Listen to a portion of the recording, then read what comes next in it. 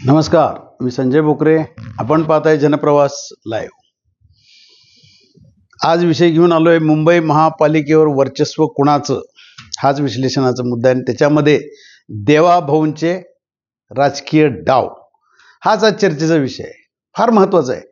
मुख्यमंत्री पद जसं मिळालं आणि मुख्यमंत्री म्हणून देवेंद्रजी कसे कार्यरत झाले, त्यांचा उत्साह आपण आता पाहतोय. त्यांचे फिजिकली जर का त्यांच्याकडं बघितलं, आत्ता त्यांची ठेवण बघितली तर अत्यंत आनंदी आणि उत्साही वीर म्हटलं तरी काही चुकीचं होणार नाही. परंतु सगळ्यात मोठं आता त्यांना जे आव्हान आहे मुख्यमंत्री झाल्यानंतर, तर मुंबई महापालिकेवर वर्चस्व ठेवणार का, हाच विश्लेषणाचा मुद्दा आहे. आणि त्याच्यासाठी देवाभाऊ म्हणजे आपले देवेंद्र फडणवीस उर्फ देवाभाऊ यांचे राजकीय डाव चालू झालेले आहेत.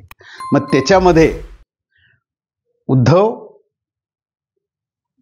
आणि एकनाथ भाऊ, ह्या देवेंद्र भाऊ म्हणजे देवाभाऊंच्या राजकीय डावामुळं हे दोघं एकत्र येणार का, हा चर्चेचा आता विषय जोर धरत आहे. कारण जोर धरलेला आहे. एकनाथ भाऊ आणि देवाभाऊ यांच्यातलं शीतयुद्ध कुठेही लपून राहिलेलं नाही आहे. आज आपण पाहतोय ते शीतयुद्ध त्या दोन्हीत चालू आहे, त्यांची शिवसेना आणि भारतीय जनता पक्ष. पण आता ते उपमुख्यमंत्री झाले, सरकारमध्ये सामील झाले, पर्यायच नव्हता. नाही झाले असते तरी काय, भारतीय जनता पक्ष अजितदादांच्या राष्ट्रवादीला धरून त्यांचं सरकार होतच होतं, म्हणजे बहुमत होतच होतं. त्यामुळे त्यांना जाण्याचे पर्यायच नव्हता.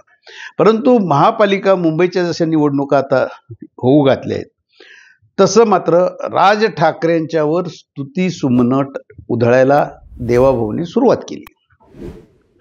ह्यातली ही पहिली पायरी आहे म्हणायला काही हरकत नाही.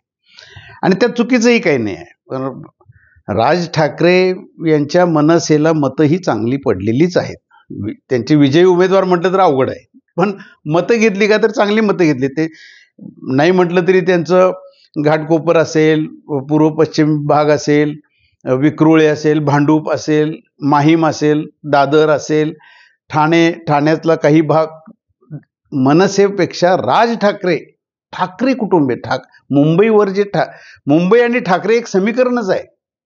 या ठाकरे कुटुंबावर मुंबईकरांचं प्रेम आहेच. आता हे दोन शकलं झाली, तो भाग वेगळा, उद्धव आणि राज. आता त्याच्यात उद्धव ठाकरेंना सुद्धा काय 10 आमदार आहेत, 20 पैकी 10 आमदार हे मुंबईतले आहेत. ही ताकद आहे ना, ठाकरेंची ताकद म्हणतो मी, आणि शिवसेनेची. पण त्याच्याही पेक्षा ठाकरे कुटुंबावर तसंच राज ठाकरेंच्यावर सुद्धा प्रेम आहेच ना. हे आता मी सांगितले, या भागात जर का भारतीय जनता पक्षाला राज ठाकरेंच्या मनसेनं आत्ता जशी लोकसभेला मदत केली, आणि हे देवाभाऊंनी मान्य केलं की राज ठाकरेंचं आम्हाला आत्ताच्या निवडणुकीत खूप मदत झाली, त्यांच्या पाठिंब्यानं आम्हाला म्हणजे जी विजयी घोडदौड. आता इतर महाराष्ट्रामध्ये आपण बघितलं तर मनसेचं काही फार नसलं तरी पुणे वगैरे या भागात थोडं बहुत आहे, परंतु त्यांची मदत झाली. हा एक राजकीय डावच आहे देवाभाऊंचा, देवेंद्र फडणवीस साहेबांचा. आणि हे कुणाकडे बोट करतंय तर हे एकनाथ शिंदे. कारण एकनाथ शिंदेचं तसं मुंबईत काय फार वर्चस्व दिसून आलंय का आत्ताच्या विधानसभेमध्ये, तर तसं काही दिसून आलेलं नाही.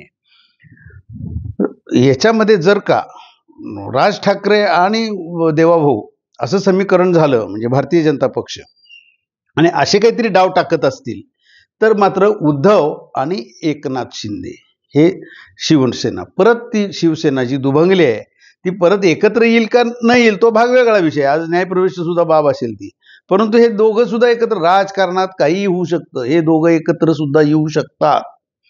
ठीक आहे, आपण सरकारमध्ये आहे, परंतु निवडणुकीत आम्ही त्यांच्याबरोबर युती केली, काय बिघडलं. हे सुद्धा एकनाथ शिंदे हे सुद्धा राजकीय डाव टाकण्यात तरबेज आहेत. तसे त्यांनी, कारण 57 आमदार निवडून आणायचं ही सोपी गोष्ट नाही.